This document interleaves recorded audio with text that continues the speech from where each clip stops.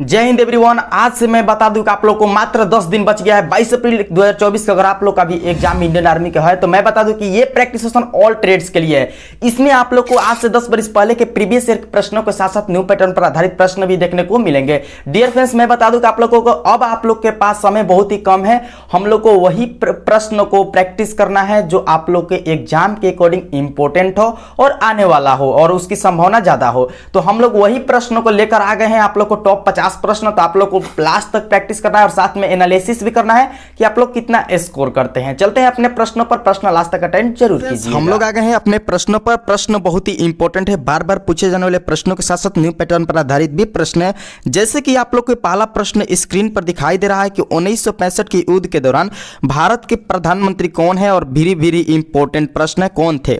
Option में दिए गए जवाहरलाल नेहरू, लाल बहादुर शास्त्री, इंदिरा गांधी और मोरारजी देसाई। इन चारों ऑप्शन में सही उत्तर क्या होगा अगर आप लोग बता दिए हैं तो मैच कर लीजिए। इसका सही उत्तर लाल बहादुर शास्त्री जी थे 1965 के युद्ध के दौरान। जो आप लोग के option number B is the right answer for this question. आप लोग को जब मैं आंसर बताऊं तो आप लोग को मैच करते चलना है। सेकंड नंबर प्रश्न पर चलते हैं और सेकंड नंबर प्रश्न में आप लोग से पूछा गया है कि डुरंड कप किससे संबंधित होता है।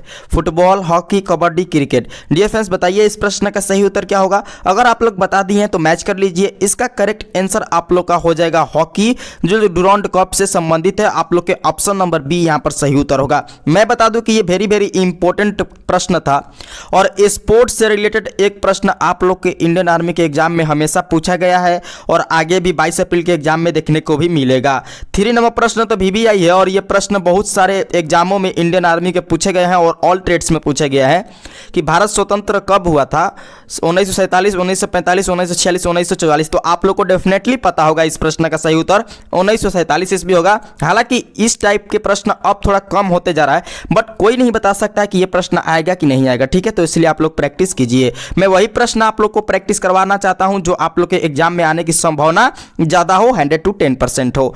4 नंबर प्रश्न है कि पुलिसत्तरजर पुरस्कार संबंधित है। देखिए, पुरस्कार से रिलेटेड एक प्रश्न आप लोग के इंडियन आर्मी के एग्जाम में भी देखने को मिलता है क्योंकि आप लोग को सिलेबस में ये चैप्टर दिया गया है। ऑप्शन में है सिनेमा, पत्रकारिता, खेल, समाज सेवा। इन चारों ऑप्शन में सही उत्तर क्या होगा अगर आप लोग बता दिए हैं तो मैच कर लीजिए। इसका करेक्ट आंसर आप लोग का पत्रकारिता होगा, जो आप लोग के option number B is the right answer for this questions. All are questions very important according to your exam, चाहे कोई भी ट्रेड्स हो।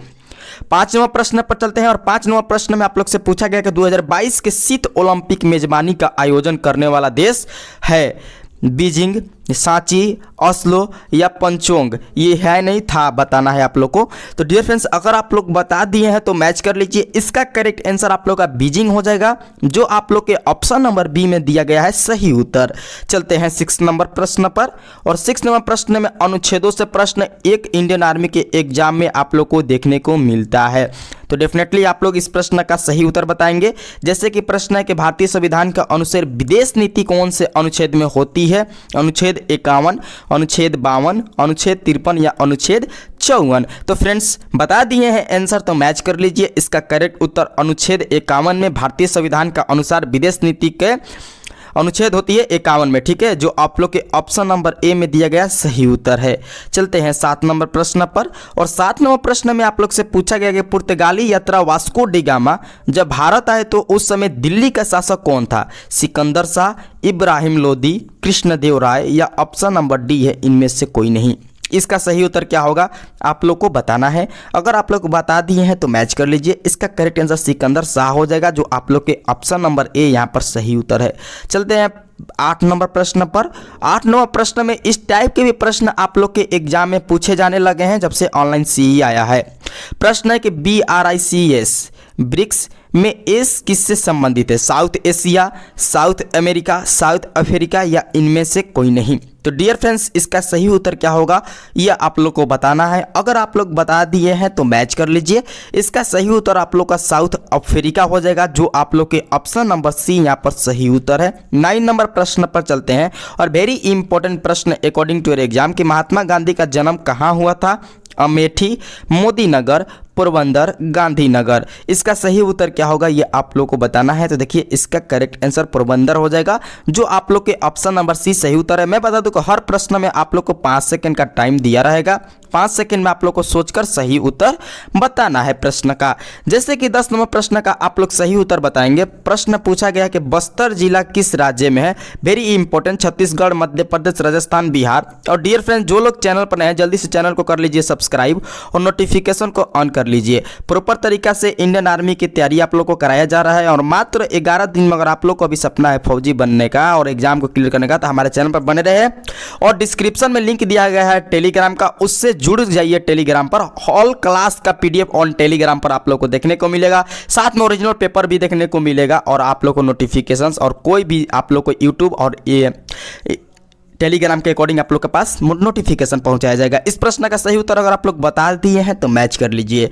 इसका correct answer Chhattisgarh is the right answer for this question. Next प्रश्न 11 नंबर का भी प्रश्न सही इंपॉर्टेंट है और बताना है सही उत्तर कि प्रसिद्ध फुटबॉल खिलाड़ी पेले किस देश का है। ब्राजील, अर्जेंटीना, फ्रांस या ऑप्शन नंबर डी है इटली। इसका सही उत्तर क्या होगा अगर आप लोग बता दिए हैं तो मैच कर लीजिए। इसका सही उत्तर ब्राजील हो जाएगा, जो आप लोग के ऑप्शन नंबर ए में दिया गया सही उत्तर है। अगर चूज किए हैं तो डेफिनेटली करेक्ट आंसर है। जीडी की तैयारी करते हैं तो आप लोग को एक प्रश्न सही करने पर 2 नंबर मिलेगा और अगर आप लोग टेक्निकल एंड क्लर्क से हैं तो एक प्रश्न सही करने पर 4 नंबर। इस पर माइनस मार्किंग आप लोग को 0.50 होता है और इस पर सिर्फ 1 नंबर माइनस मार्किंग हो जाता है। ठीक है, तो आप लोग को माइनस मार्किंग नहीं करना है, ज़्यादा से ज़्यादा सही ही करना है। 12 नंबर प्रश्न है कि पूर्वोत्तर में अंग्रेजों में सर्वप्रथम फैक्ट्री कहाँ स्थापित की थी। बदौड़ा, भोपाल, सूरत, अहमदाबाद। इसका सही उत्तर क्या होगा अगर आप लोग बता दिए हैं तो मैच कर लीजिए। इसका करेक्ट आंसर सूरत, आप लोग के ऑप्शन नंबर यहाँ पर सी सही उत्तर होगा।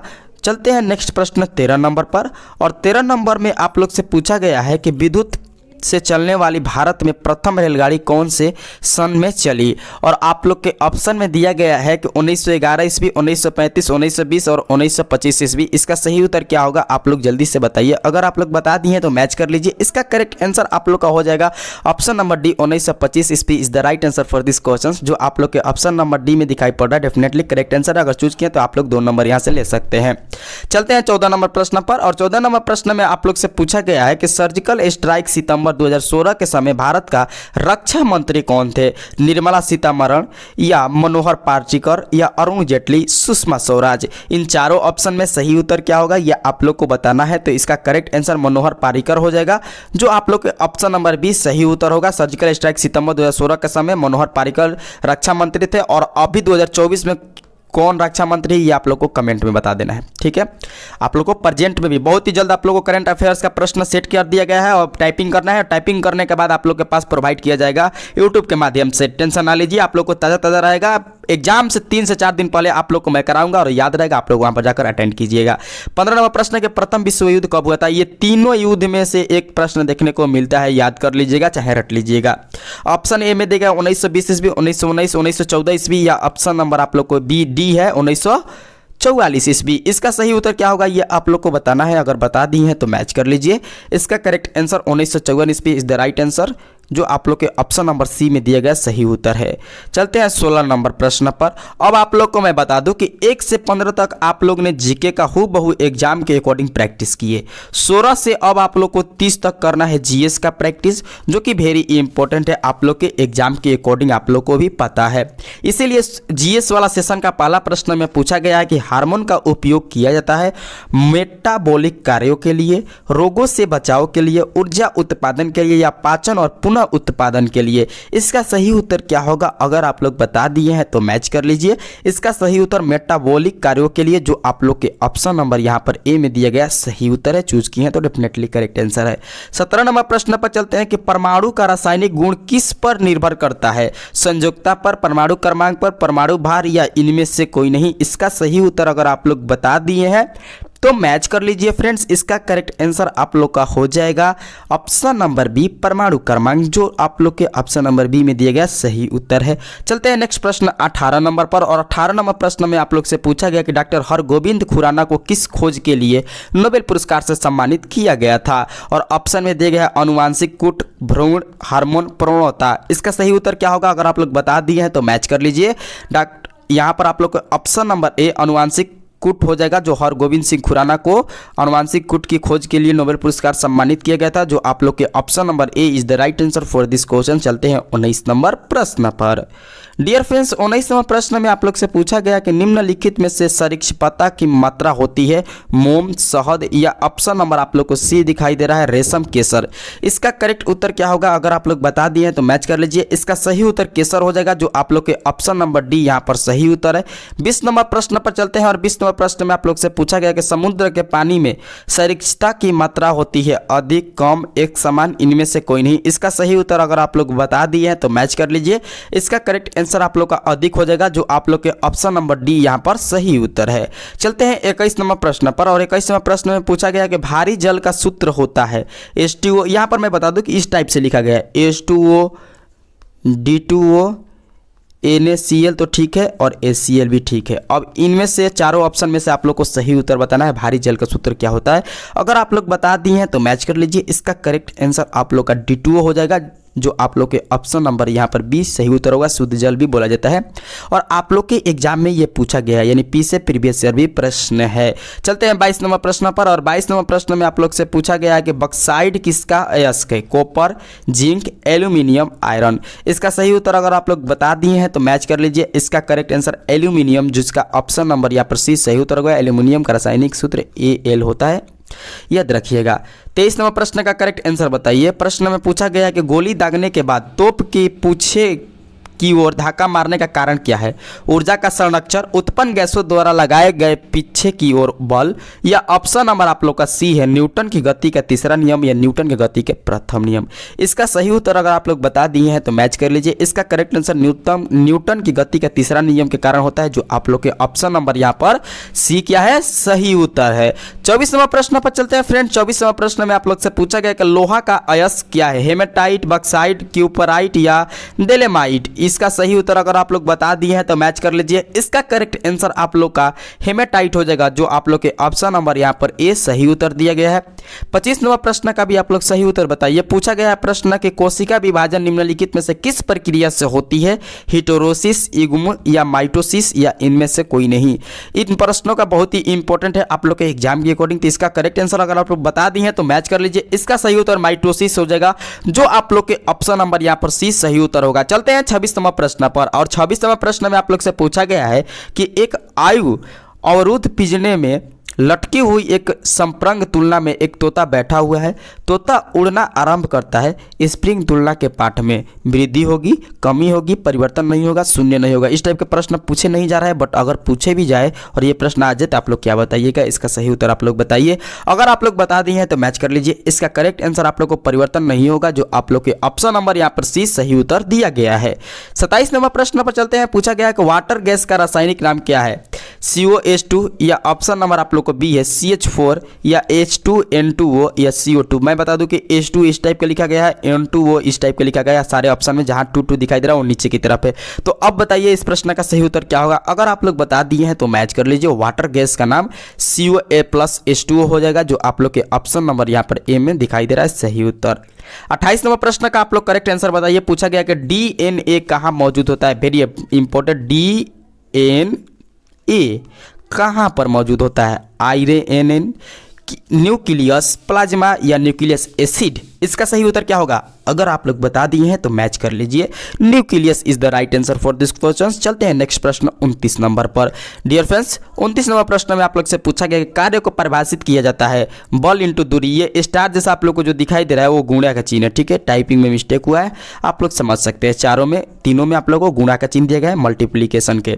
बल इंटू वेग, बल इंटू त्वरण, या इनमें से कोई नहीं। कार्य को परिभाषित किया जाता है, बताइए इस प्रश्न का सही उत्तर अगर आप लोग बता दिए हैं तो मैच कर लीजिए। इसका करेक्ट आंसर बल इंटू दूरी हो जाएगा, जो आप लोग के ऑप्शन नंबर ए यहां पर सही उत्तर है। चलते हैं 30 नंबर प्रश्न पर और 30 नंबर प्रश्न में आप लोग से पूछा गया कि निमोनिया किस अंग को प्रभावित करता है? फेफड़े, जिगर, हृदय, गुर्दे। इसका सही उत्तर अगर आप लोग बता दिए तो मैच कर लीजिए। निमोनिया फेफड़े को प्रभावित करता है, जो आप लोग के ऑप्शन नंबर ए यहां पर सही उत्तर होगा। मैं बता दूं डियर फ्रेंड्स कि आप लोग ने अभी जीके जीएस हुबहू एग्जाम की तरह 30 प्रश्न प्रैक्टिस किए। इसमें अगर आप लोग को 21 प्लस भी आ रहा है तो आप लोग का ईश्वर फौजी बनने से कोई नहीं रोक सकता। आप लोग थंबनेल में देखे होंगे कि 50 प्रश्न लिखा गया, लेकिन करा रहे हैं 30 प्रश्न। तो बाकी के जो 20 प्रश्न है आप लोग को ऑन टेलीग्राम पर PDF आप लोग को दिया रहेगा, वहाँ सॉल्व करना है अपने मैथ और रीजनिंग को। तो डियर फ्रेंड्स, वहाँ पर जाइए टेलीग्राम पर और आप लोग को वहाँ पर मैथ का और रीजनिंग का प्रश्न ऑलरेडी दिया गया है, वहाँ से आप लोग को प्रैक्टिस कीजिए। उसी में से एक प्रश्न आप लोग को देखने को मिलेगा, हूबहू नहीं बट उस टाइप के प्रश्न आप लोग को डेफिनेटली देखने को मिलेगा, मेरा 100 to 10% गारंटी है।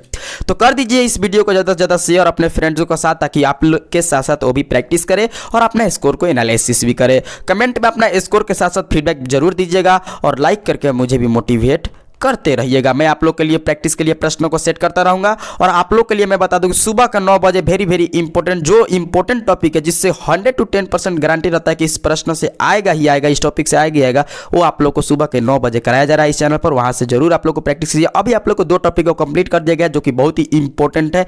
अभी आप लोग को कल प्रीवियस में मैं बता दूं कि अम्ल से रिलेटेड, एसिड से जितने प्रश्न थे जो इंडियन आर्मी के एग्जाम में एक प्रश्न देखने को मिला था, वो कंप्लीट करा दिया गया। चैनल पर जाकर प्रैक्टिस कर सकते हैं। मिलते हैं नेक्स्ट क्लास में। जय हिंद, जय भारत।